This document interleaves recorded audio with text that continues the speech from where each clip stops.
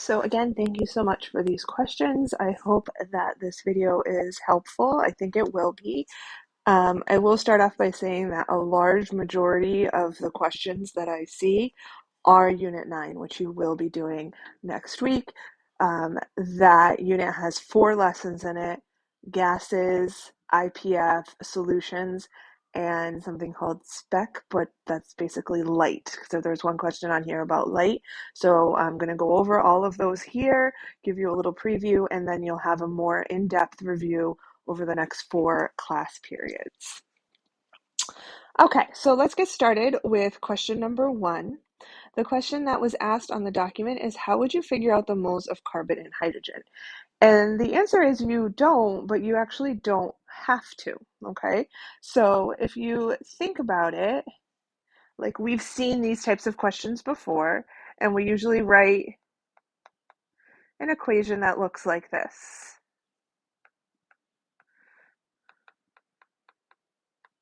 Right? The difference between ones we've seen before and this one is they usually give us grams of these two, and we use that to find carbon, hydrogen, subtract to find oxygen. It's usually an FRQ and it takes a lot of work, okay? Here, they don't give you that information. What they do say is that there's equimolar, which means just equal moles. So what I'm going to do is just call that moles X. Whoops.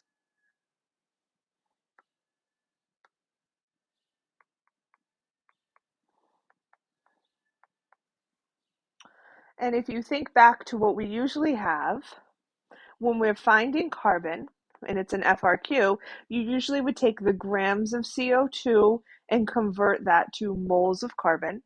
You would take the grams of water and convert that to moles of hydrogen. Then you would divide by the smallest, and that would give you your subscripts. Here, we're told we have equal moles. Okay, so we don't have to convert from grams to moles. We already know we have C moles of carbon because, X moles of carbon, because I made this X, and for every 1 mole of CO2, you have 1 mole of carbon, so X moles of carbon.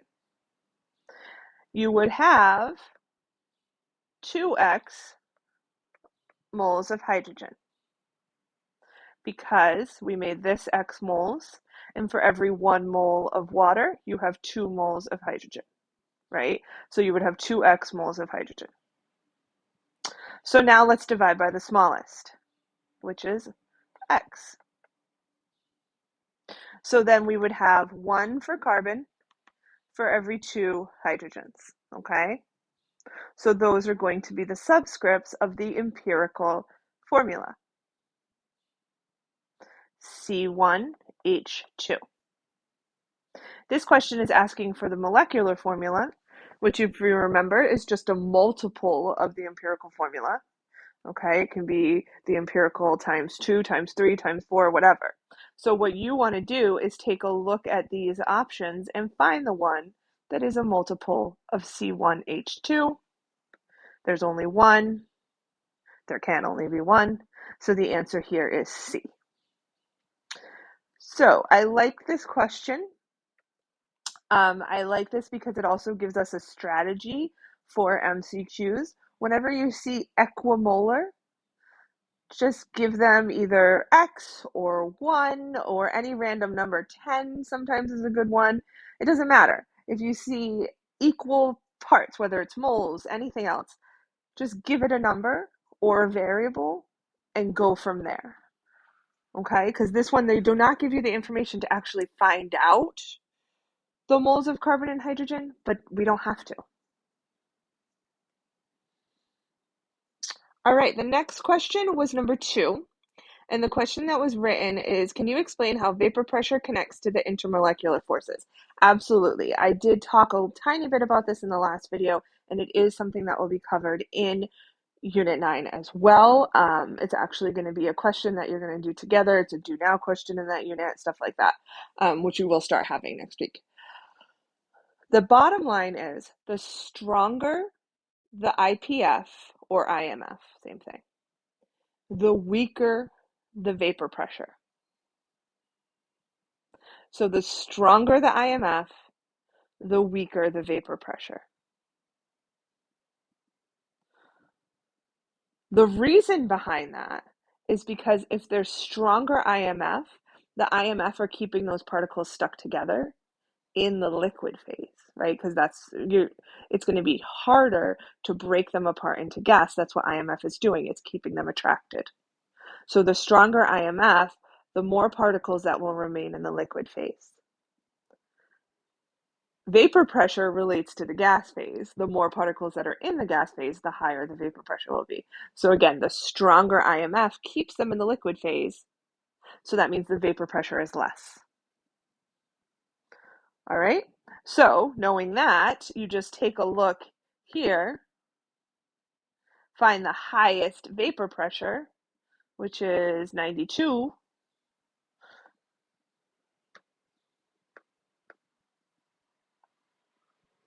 And so the answer is C. That's going to have the weakest. Highest vapor pressure, weakest IMF.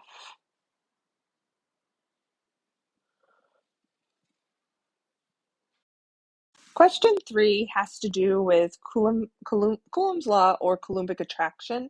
It says here Coulombic attraction, but you can also think of that as Coulomb's law.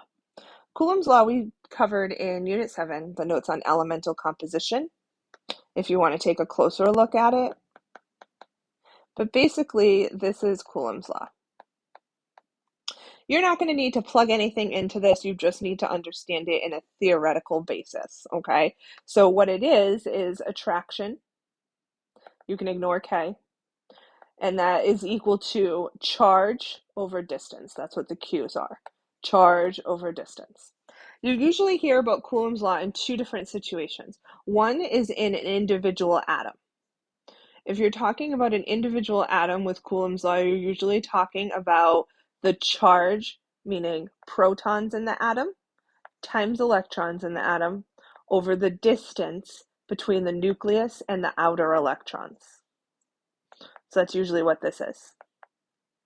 If you're talking about two different molecules, or two different particles, I should say, because it doesn't need to be a molecule, two different particles attracting each other, you're talking about the charge, kind of the overall charge, over the distance between them, or the distance between the nuclei. You can kind of think of it that way. That's usually how we do distance in chemistry.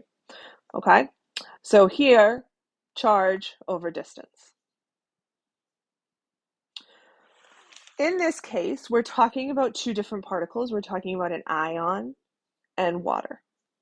The charge on the ions is all 2 plus. Okay, so we don't really need to think about that. What you should be thinking about instead is just the distance. And that's why they give you this information. Because that's going to be the distance between the nuclei for these things, these ions, and the water molecule that they're talking about. Okay?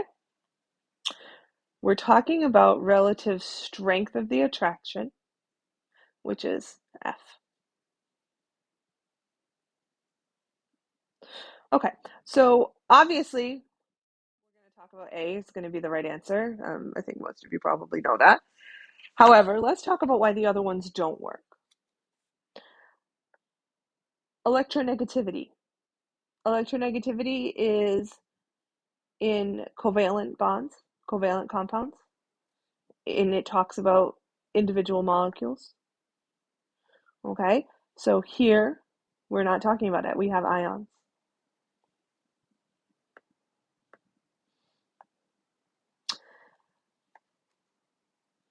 Barium, calcium, zinc, because the larger ions are more polarizable. That's relating to LDF, okay? Which LDF is present in everything, so that is not completely wrong. So let's leave that one off. And then D, the electronegativity, we're not going to be looking at. That's covalent compounds. And again, if you don't remember that, this is from Unit 9 when we talk about electronegativity. Okay, so then you go back and you're just taking a look at these two options. Hopefully, you can think of attraction as Coulombic attraction, and you know that this is true because the smaller ions, smaller would relate to distance or size. If D is smaller, then F is bigger. Okay, so zinc, calcium, barium is the correct order. So let's go back to this one. This is not wrong. Larger ions are more polarizable, but we're not talking about polarity here. It's going to be so weak combined with a charge. Okay, if you remember back to the last video, and if not, it will come up in Unit 9, polarity, dipoles, they are much, much weaker than ionic charges because they are partial positives and partial negatives. So this just wouldn't matter compared to an ionic charge. It would be so weak. Okay, so the answer is going to be A, because we know that the charges will overtake any polarity, or LDF especially. LDF is very weak. And we have full 2+ charges here. So one of the things I talked about in the last unit is you always want to look at the strongest attraction that's there, or the strongest IMF that's there. So we wouldn't go for LDF, which is the weakest. We would go for full charge, which is where this would come in because we have full charges.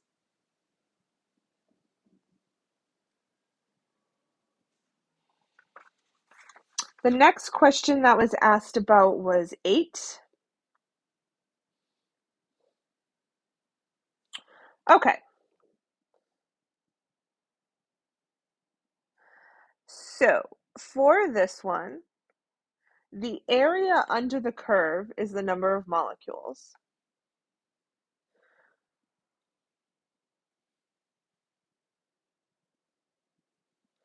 So here the question is asking the speed distribution of the same molecules. So the first thing we need to make sure is that the area under the curve is the same. So we can automatically get rid of B because it's very clear that that does not have the same molecules, right? So the area under the curve is clearly not the same. The others, quite frankly, probably not, but because they're not perfect, it's not going to be as easy to rule it out. The next thing you need to think about shows the speed distribution at the lower temperature. Temperature directly relates to speed. We talked about the kinetic energy formula, and that's actually going to come up later in this video as well. The kinetic energy formula and kinetic energy is equal to temp, or directly related to temp. Okay, so if we have the same molecules, we know that the mass is going to be the same, right? So that would mean that temperature is directly related to speed because there's no other factors in there. Everything else is just a constant. So we would know that if the temperature is lower, the speed should be lower. There's only one option, D. Both A and C have the speed of some of the particles being higher. We want the average speed to be lower, so it has to be this one. If speed is the x-axis, we want it to be closer to the 0 part of the x-axis.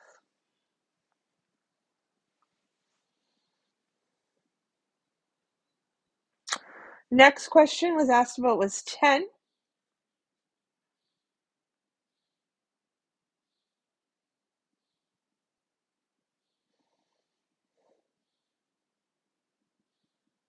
All right, so this has to do with a mass spec, and so this is showing the relative abundance of isotopes with the mass number. Mass number, remember, is protons plus neutrons. So the protons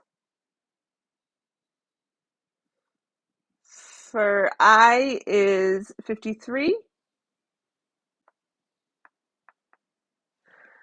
And for TE, just let me look that up. I don't know that right off the top of my head. Good, 52.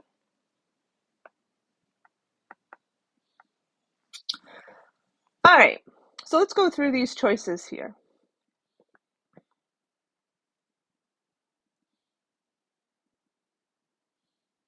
We know all of the following statements are true. Which one would be the best basis for concluding that the sample was pure TE and it had no I in it? Okay, I read A and I get rid of it right away because mass and charge are not related. Mass number has protons plus neutrons. Electrons deal with the charge. I know that mass and electrons have no relationship, so I'm getting rid of that one right away. TE is more abundant than I in the universe. Okay, I'm glad that's true, but it doesn't really have anything to do with mass. I'm going to skip over that one. I'm not going to eliminate it because I'm just not really sure. I consists of only one naturally occurring isotope with 74 neutrons, where Te has more than one isotope. Let's see what the I isotope's mass number should be. So we know that the protons for I are 53, and there are 74 neutrons in this one isotope. 127 would be the mass number. This sample has absolutely none at 127. So there is no I in there. Okay, if this sample was a mixture of TE and I, it could have these other peaks because of TE, right? Because it says TE has more than one isotope. So this could all be TE, that's fine.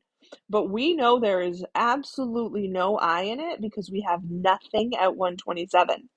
And that is the mass number for this one isotope that exists. So the answer has to be C.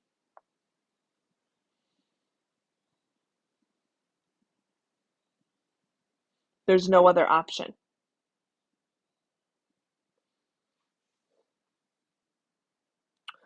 Next question is 15. Okay, this question, 14 through 17 are all related to this graph right here. And 15 is asking at point U in the titration. So the first thing we notice about point U is that it is after the equivalence point. So what do we know then? We know that all of the HA is gone, right? It has all been converted to whatever it's going to be converted to by NaOH. So the first thing we know is no HA. So if any of them have HA, C, D, get rid of them.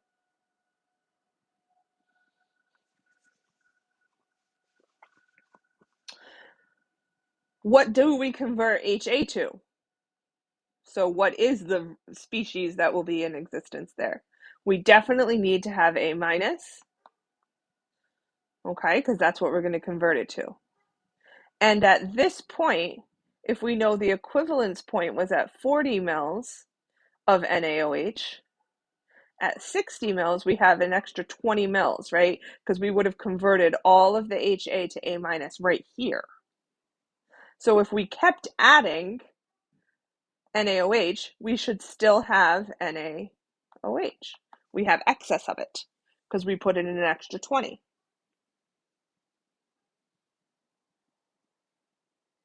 NaOH is a strong base, so it automatically dissociates into Na plus and OH minus. So we know both of those need to be in the solution, so we go with B. A doesn't make a ton of sense because how are we going to add Na without OH? Where did the OH go? I guess you could think that OH went to HA. I guess that's a possibility. That could be the answer that people had. But we used it all up here. We got rid of all the HA here. So all of this extra is just us adding NaOH. We're just adding excess. So it has to be this.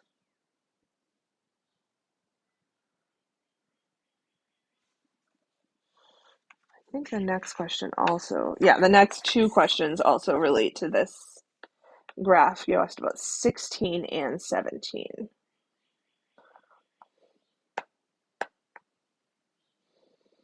Okay, so 16 says, at which point on the titration curve is A minus closest to twice that of HA? Okay, so where are they equal?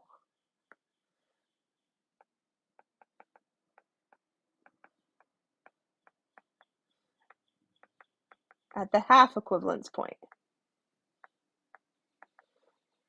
Where's that? S. Okay, so we know that at S they're equal, and before S, HA is higher.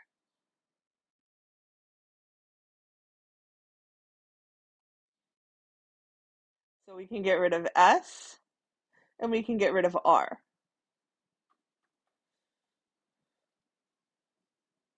Q's not on there.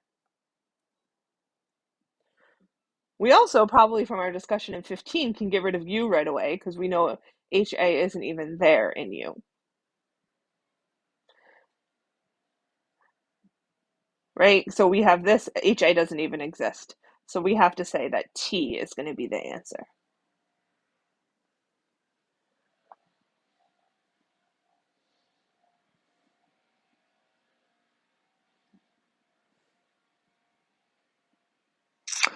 $17.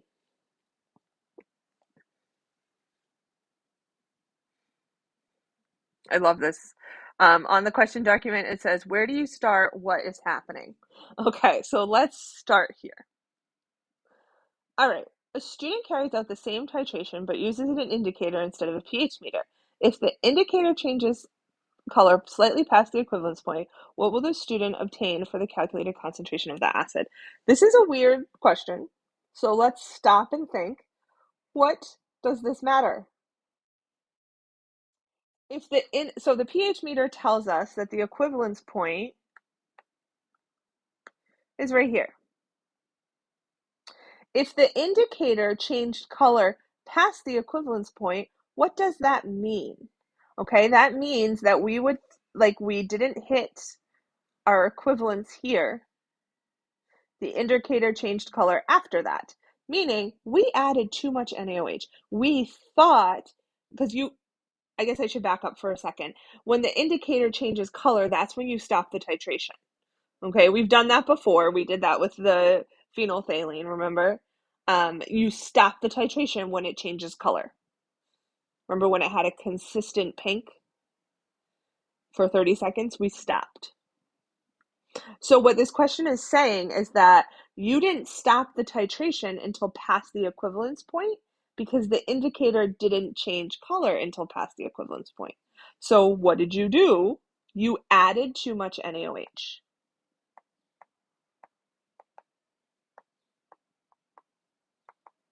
Because the indicator did not tell you to stop. Okay. Let's take a step back and talk about at the pH meter.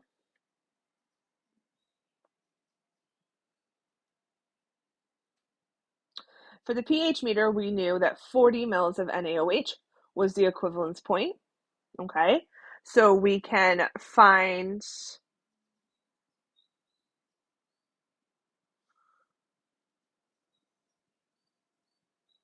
the molarity is what the question is asking for, right? Yeah.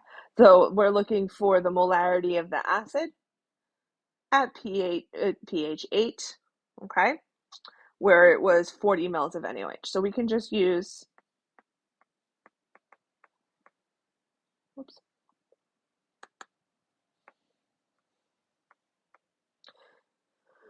MVMV here, okay?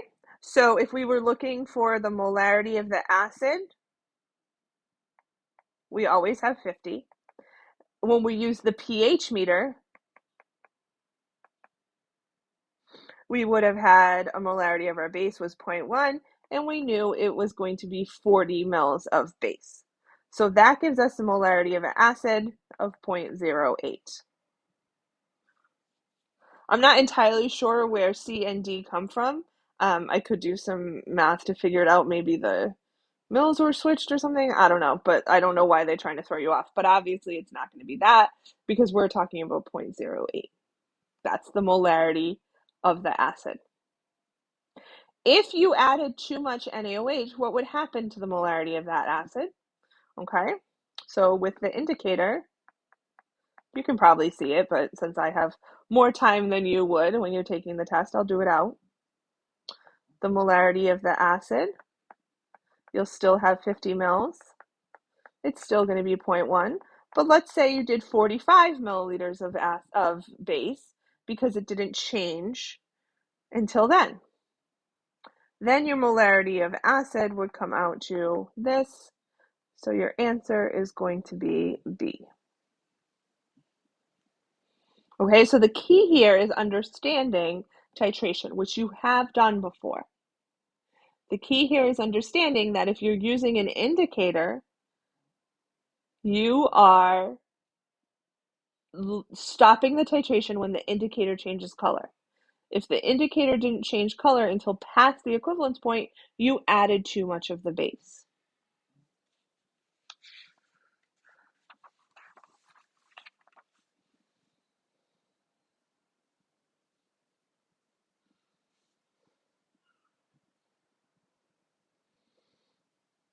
Next question was 18. Okay, I like this question. I'm glad we're going over it. You will see more about this kinetic energy formula when you get to the gases part. Also, just a side note, this KE formula is also on your formula sheet under the gases heading. So if you ever forget it, it's right there.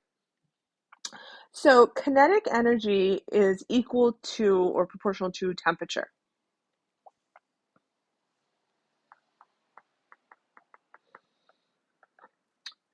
Rightfully so, you remember this. So the question here is, why doesn't molar mass affect the Ke and only temp does when Ke equals 1/2 mv squared? It's two different formulas, kind of. Except they're similar, okay? So basically, you can say that the temp is also equal to this, all right? So the molar mass does affect it, but if this changes, this also needs to change. So if like molar mass goes up, then velocity goes down. If molar mass goes down, then velocity goes up because the Ke needs to be proportional to the temperature. That is also true. Okay, so it's not that the molar mass doesn't affect the Ke, it's that here, if we're keeping it at a constant temperature, if the molar mass is changing, the velocity also has to change. Now, in other situations, we've seen that we didn't keep it at a constant temperature, so then the velocity maybe didn't change. But here, we're keeping it at a constant temperature, and Ke needs to be proportional to that temperature, and that is why we have no information about the speed of the particles. Okay, if we did have it, you would see that the speed of the particles changes with the mass. So because the temperature is the same in all of the containers, the Ke is the same in all of the containers.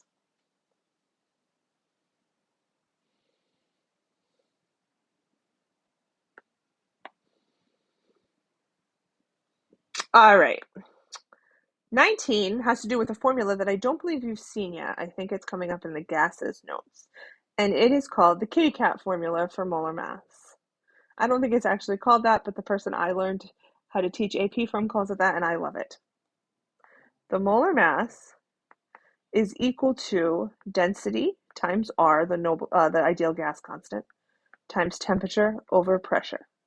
And she calls it the kitty cat formula because kitty cats will kick dirt over their pee when they use a litter box. This is helpful here because it has density and molar mass, which we have. Okay? In this case, we know that temperature is the same. We know that R is the same. So if we solve this formula, because R is the noble gas constant, it's constant. If we solve this formula for density, we get density is equal to the molar mass times the pressure. So if you do the molar mass times the pressure,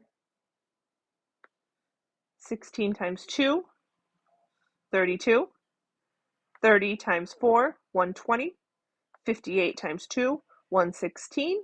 So that means it must be B. That's the highest one. Now, again, I don't think you have seen this formula. I'm pretty sure it's in the Unit 9 gases lesson. But it is a very useful formula to know.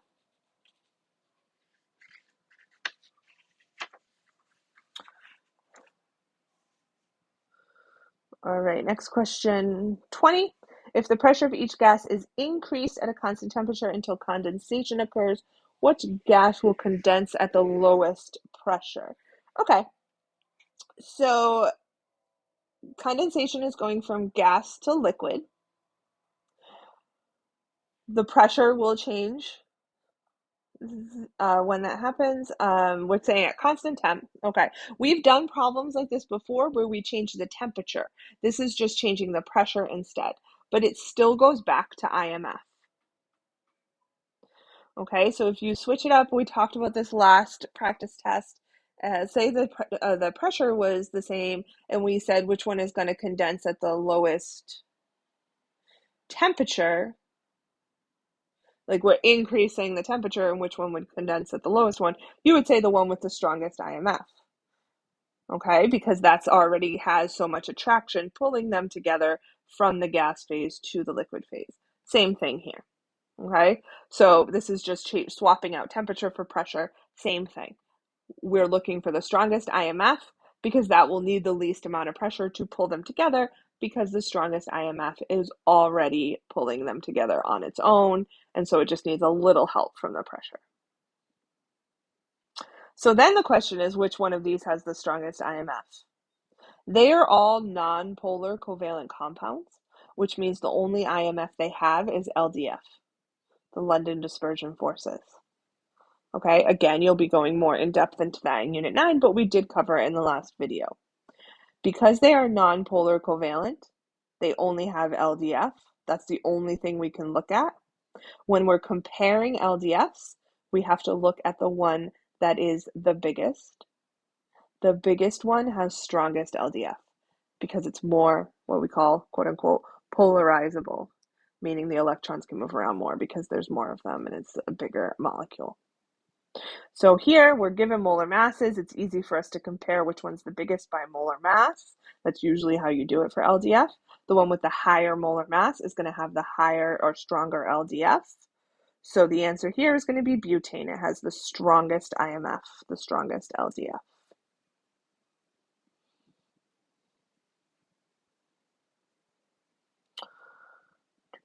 Okay, 21. 21 is saying that there is a sample that people thought was pure glucose. Pure glucose has a 40% carbon. A chemist analyzes an impure sample of glucose and determines that that sample is 38.2% carbon. Which of the following could account for the low carbon? I'm not entirely sure how to explain this one, except to say, don't panic. Use your common sense. Okay? You will see there is a talk about solids in Unit 9, but honestly, I don't even think you need that for this one. Just use your common sense. There's only one option here that doesn't have carbon in it. If we're looking for the one impurity that could lower the carbon, we're going to pick the one without carbon in it, right? Now, I could see how you would say maybe B because it has less carbon in it, but we don't know how much of the impurity is um,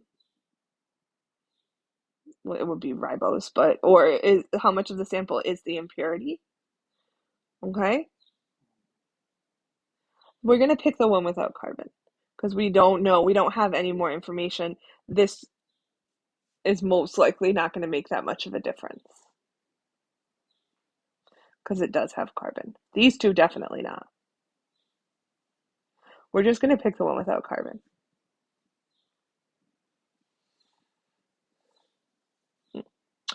All right, 22. I'm glad someone asked about this. This is a very common misconception.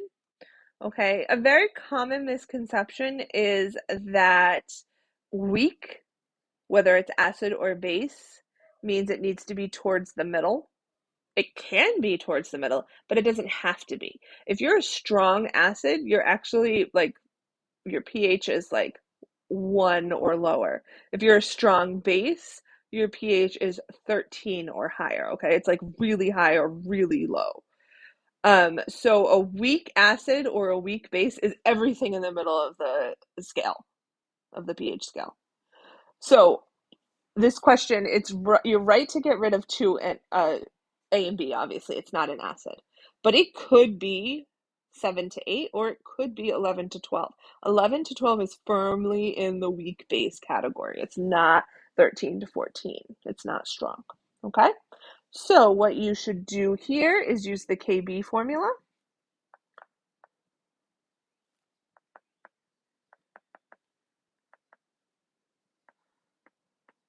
Just pulling that off the formula sheet. It's just a solution. There's no titration or anything, so we know it's x squared.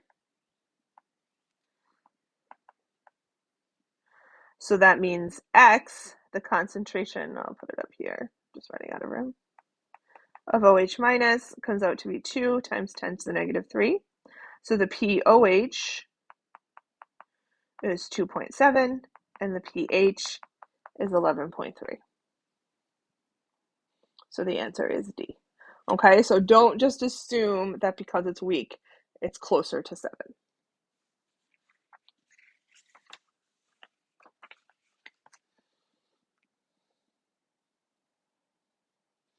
Next one that was asked about is 26. The question here was, I skipped over 23. Oh, sorry. Let's go back and do 23 and then 26.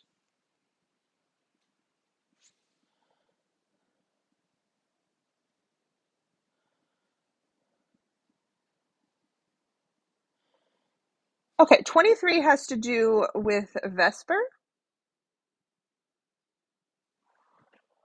And the difference here is that one is linear and one is not because of the lone pair.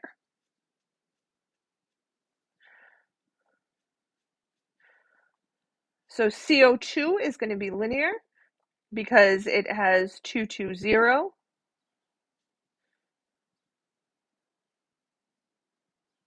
And SO2 is going to be 321. So that's one of the bent situations. Okay. You should always think of molecular geometry and polarity or IMF together. The molecular geometry and polarity of the two substances are the same. No, we just said one is linear and one is bent.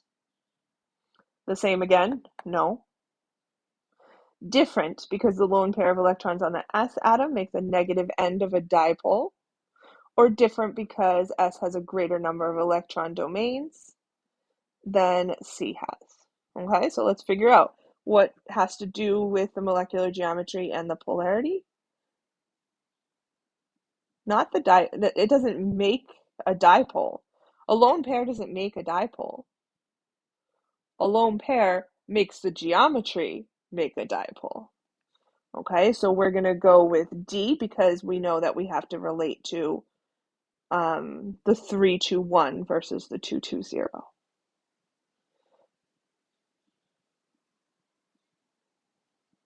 Also, a lone pair, keep in mind, a lone pair doesn't determine what's the negative and positive end. Electronegativity does. So if we're looking at just FYI, if we're looking at SO2, oxygen, like if it's going to be bent, oxygen is actually more electronegative than S because it's closer to fluorine. So this would be the negative end, and this would be the positive end. The one that's more electronegative is the partial negative. So for that reason, C is also wrong. The lone pair doesn't have to do with electronegativity, does. But even that, it doesn't matter. That doesn't determine the molecular geometry, right? The molecular geometry is determined by the electron domains. Okay, so now 26. All right, this is a gas question, so it's something that will be coming up.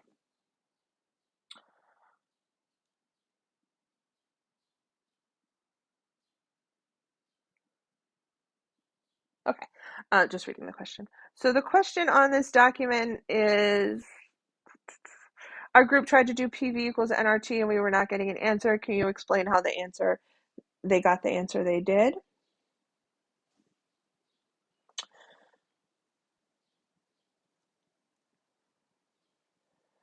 I am going to start with PV equals nRT.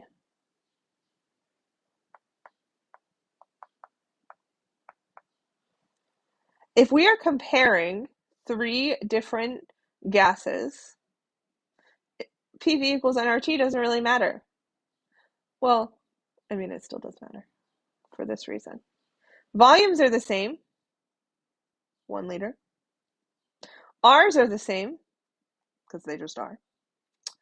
Temperature, 298, it's the same. So it's not wrong necessarily to use PV equals nRT.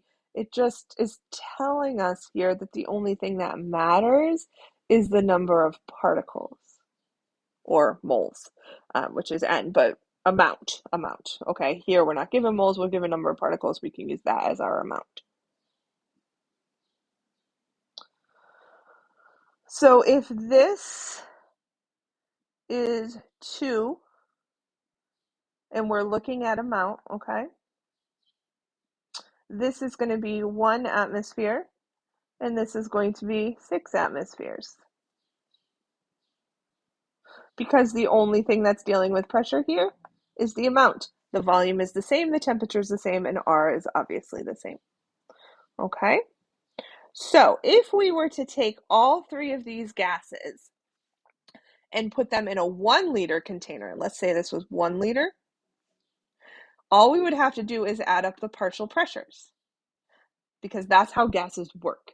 Because they're so spread out, you have the partial pressure of argon, neon, and helium. You put them in one thing, you just add the partial pressures together to get the total pressure.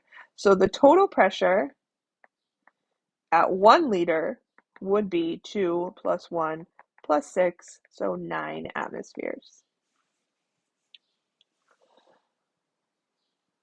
Because we're putting it in a 2 liter vessel, you know that pressure and volume are inversely proportional. Okay, so if you wanted to use a law to do it out, you can.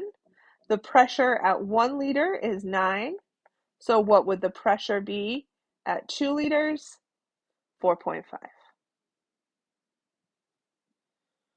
Now again, this is an MCQ, so you don't have to do all this work. I'm just doing it to help you out.